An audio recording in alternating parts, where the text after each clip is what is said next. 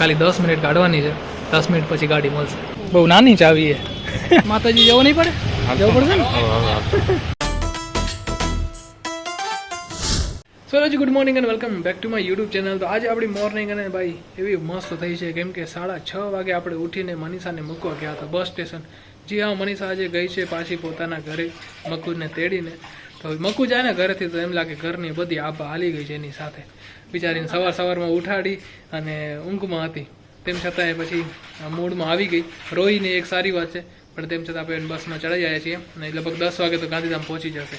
અને હવે આપણે કરવાનો છે નાસ્તો, ને એ બી આપણા ગ્રાન્ડ મધર સાથે. તો ચલો નાસ્તો કરી. નાસ્તો ચાલુ કરી નાખ્યો. ડોસીમાં તમને મેં કીધું તું નાસ્તો ચાલુ ન કરજો મારા વગર. ચાલુ કરી નાખ્યું. હવે તો પૂરો થવા આવી ગયો નાસ્તો તમારો. તો આમ ના હાલે, ચીટિંગ કરી તમે. ચીટિંગ કરી કહેવાય. મારા વગર નાસ્તો કરી લીધો. સવારે હું ઉઠીશ નહીં વહેલો. સવારે હું વહેલો નહીં ઉઠું. હા, તો આજે મનીષાને મૂકવા જવાની હતી ને એટલા માટે આપણે વહેલા ઉઠ્યા હતા. અને મૂકવા જવા માટે આપણે ફ્રેશ થઈને બી નહોતા ગયા. ઉઠીને બ્રશ કરીને સીધા નીકળી ગયા હતા.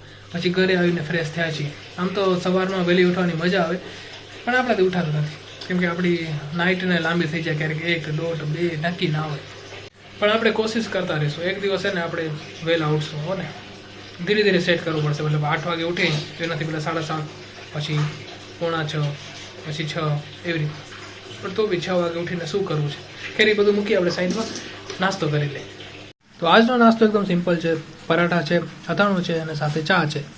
અને ભાઈ રાજસ્થાન ફરીને આવ્યો ને એના પછી આ પરાઠા ખાવાની એટલી મજા આવે છે ભાઈ. ઉમાં મેં બહુ મિસ કર્યા કેમ કે એમાં તો સવારના નાસ્તો ઢોસા અને એવું બધું હતું.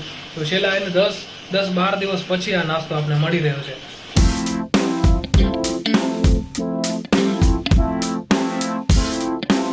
તો ગાઈસ હવે વાગી ગયા છે કંઈક 9:30 અને 10 વાગે. આજે આપણે જવાનું છે TVS શોરૂમ. તમને ખબર હશે તો આપણે જ્યુપિટર બુક કરવા ગયા હતા.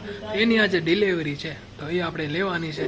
અને એક પ્રોબ્લેમ છે કે જે આપણે કલર જોઈતો હતો ને કોપર, એ તો મળ્યો નહીં. આપણે 15 દિવસ રાહ જોઈ, તેમ છતાંય હજુ વેઇટિંગ બોલે છે કે હજુ 10-15 દિવસ લાગી શકે એમ છે, અથવા તો આવે નહીં આવે એની બી ગેરંટી નહીં. તેમ કરીને પછી આપણે કલર ચેન્જ કરી લીધો ને હવે શાયદ બ્લુ કલર જેવો છે, તો એ આપણે આજે લેવાની છે ગાડી.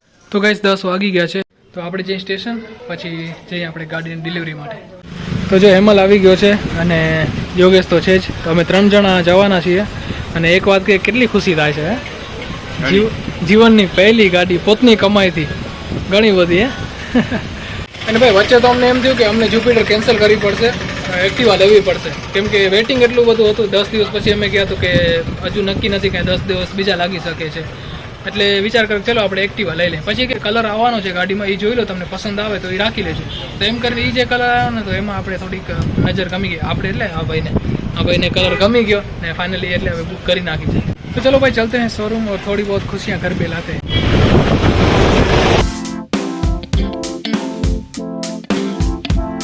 તો ચલો જે આપણે શોરૂમ પહોંચી આવ્યા અને ભાઈ રસ્તામાં એટલી બધી ધૂળ ઉડીને આંખો કરી.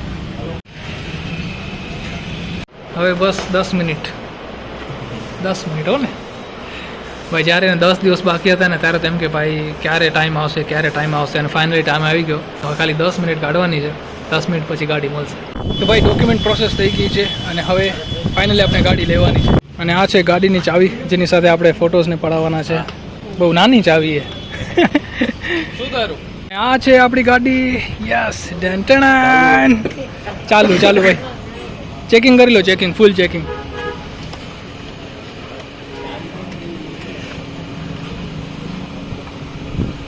તાલી વગાડ યોગા. અરે યાર સાચી વાત, ફટાકડા ના લે. ચલો કોંગ્રેચ્યુલેશન્સ. અરે સાચી ચાવી ક્યાં હે? સાચી ચાવી ગાડીની ગાડીમાં છે. અરે વાહ. સાથે શું દીધું હોય? હેલ્મેટ. તો ફાઇનલી ગાડી આપણી થઈ ગઈ છે ભાઈ. આભાર તમારો. ઘણા દિવસો લાગી ગયા પણ ફાઇનલી આવી ગઈ. અને બૂટ સ્પેસ તો જો કેટલો બધો. બૂટ સ્પેસ નહીં પણ સોરી, બૂટ સ્પેસ જ આવે ને, શું કહેવાય ને ગાડીમાં બૂટ સ્પેસ કહેવાય, હેલ્મેટ સ્પેસ થઈ જશે. તો આવી કંઈક છે આપણી જ્યુપિટર. તો ભાઈ ફાઇનલી ગાડી હાથમાં આવી ગઈ છે ને હવે આપણે જવાનું છે અહીંયાથી સીધું વિરાણી. માતાજી જવું પડશે પગે લગાડવા? માતાજી જવું નહીં પડે? જવું પડશે ને.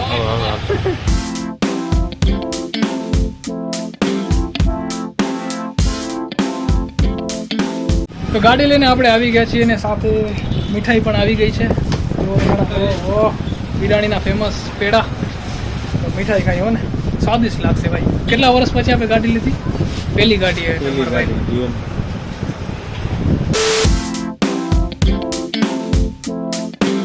તો ગાઈસ, મારા હાથમાં અત્યારે એને કાકાના રિપોર્ટ છે અને આ MRI કરેલું છે કે CT સ્કેન કરેલું છે ને એ આપણે ખબર નથી. અને જ્યારે બી આપણે હોસ્પિટલમાં જઈને ત્યારે ડૉક્ટર કહેતા હોય છે કે ભાઈ આ પેશન્ટનું MRI કરવું પડશે, CT સ્કેન કરવું પડશે અથવા તો એક્સરે કરવું પડશે. પણ મને અંદરથી એમ ક્વેશ્ચન નથી કે આ ત્રણેયમાં ફરક શું છે?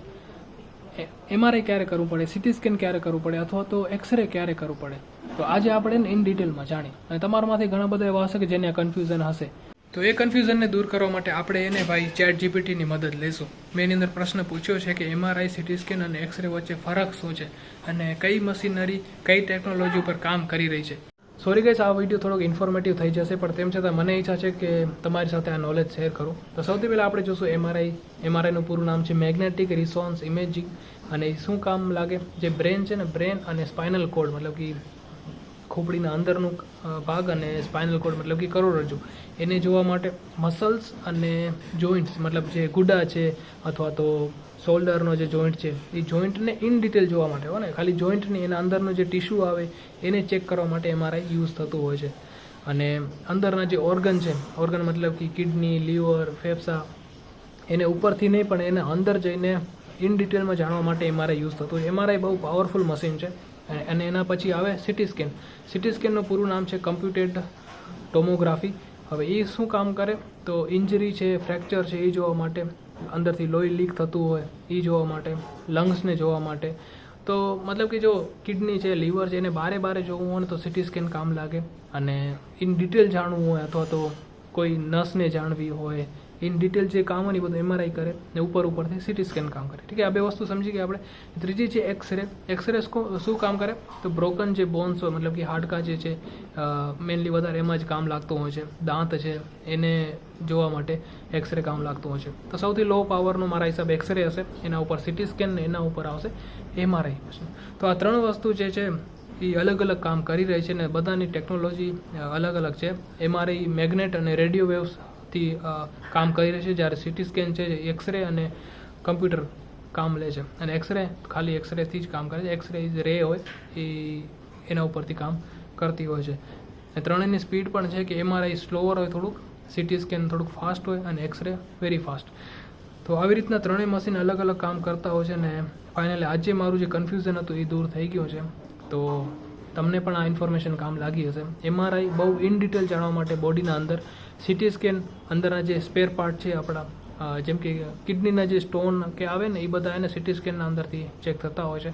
અને એના પછીનો જે છે એ છે એક્સરે, જે નોર્મલી હાડકા તૂટી ગયા હોય કે તો એ કામ લાગે. ઠીક છે, તો આ ત્રણેય વસ્તુ આજે આપણે જાણી અને ભાઈ ખૂબ મજા આવી ઇન્ફોર્મેશન આપીને. તમને કેવી લાગી ઇન્ફોર્મેશન? આ થોડીક આપે ઠીક તરીકેથી હું તમને નહીં દઈ શક્યો, પણ તેમ છતાં આઈ હોપ કે તમને થોડીક સમજણ તો પડી જશે. અને આ જે MRI મશીન આવે ને એની કિંમત આવે લગભગ કંઈક 17 કરોડ 20 કરોડના આજુબાજુ કંઈક આવે છે.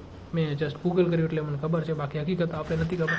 ખેર, MRI, CT સ્કેન અને એક્સરે વચ્ચે આપણે તફાવત ખબર પડી ગઈ છે. તો આઈ હોપ કે તમને આ ઇન્ફોર્મેશન કામ લાગશે ક્યારેક ને ક્યારેક. અને આ જે કાકાના રિપોર્ટ છે ને એના નીચે MRI પણ લખેલો છે અને CT સ્કેન પણ લખેલો છે, જેના લીધે આપણે એને ઘણું બધું કન્ફ્યુઝન થાય કે ભાઈ કઈ ટેકનોલોજીથી આ રિપોર્ટ બનાવેલા છે. તો આ મારા હાથમાં રિપોર્ટ છે ને તમે જોશો ને અહીંયા કને જો MRI પણ લખ્યું છે ને CT સ્કેન પણ લખ્યું છે. ઠીક છે, 99% મને લાગે છે કે MRI જ કરેલું છે, કેમ કે તમે જો અહીંયાથી એને તે સાઈડ એંગલ લીધેલું છે ખોપડીનું અને એના પછી ધીરે ધીરે ઇન ડિટેલ કેટલી વસ્તુ સુધી પહોંચી ગયા છે જુઓ તમે છે ને. તો મારા હિસાબે આ MRI સ્કેન હોઈ શકે છે, પણ તેમ છતાંય આને જાણવા માટે આપણે એને ડૉક્ટર બનવું પડે. બાકી આપણા માટે ખાલી એક પન્નું જ છે, આમાં કાંઈ સમજણ આપણે પડશે નહીં. તો ગાઈસ, આ ઇન્ફોર્મેશન દેવાનું મેઇન કારણ એ હતું કે જે કન્ફ્યુઝન મને છે એવું કન્ફ્યુઝન કોઈ બીજાને પણ હોઈ શકે છે. તો એટલા માટે આ ઇન્ફોર્મેશન શેર કરી. અને એક વાત કહું કે ChatGPT ભાઈ બહુ કામની વસ્તુ છે.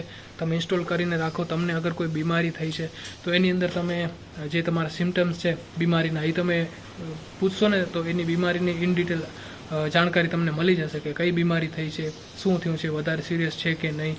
ભાઈ બહુ કામની વસ્તુ છે. કોઈક દવા એવી છે જે તમને સમજણ નથી પડતી તો એનો ફોટો તમે સ્કેન કરીને પૂછી શકો છો કે આ કઈ દવા છે. તો ચેટ જીપીટી એમાં પણ તમને મદદ કરશે. અને બીજી ઘણી બધી વસ્તુ છે. હું તો મારી વાત કરું તો ભાઈ ક્રોમથી વધારે કામ હું હવે ચેટ જીપીટી ઉપર કરવા લાગ્યો છું, કેમ કે કામ બહુ ઇઝી થઈ જાય છે અને ઘણી બધી ઇન્ફોર્મેશન આપણે તુરંત મળી જાય છે સેકન્ડની અંદર. તો તમે ચેટ જીપીટી ડાઉનલોડ કરો અને તમારું જીવન જે છે થોડુંક આસાન બનાવો.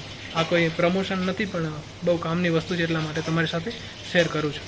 ખાસ કરીને તો આવા દવાખાનામાં કંઈ વધારે કામ લાગે છે. ઓકે તો ગાઈસ, આજના વિડીયોમાં આટલું જ. આઈ હોપ કે તમને વિડીયો પસંદ આવ્યો હશે. હા, મારી ઇન્ફોર્મેશન પસંદ આવી હશે.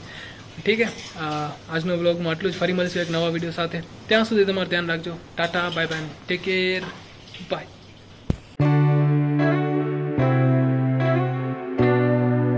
અહીંયા આવો, અહીંયા આજે એકદમ મસ્ત લાગો રી. કેમણી જાવરી?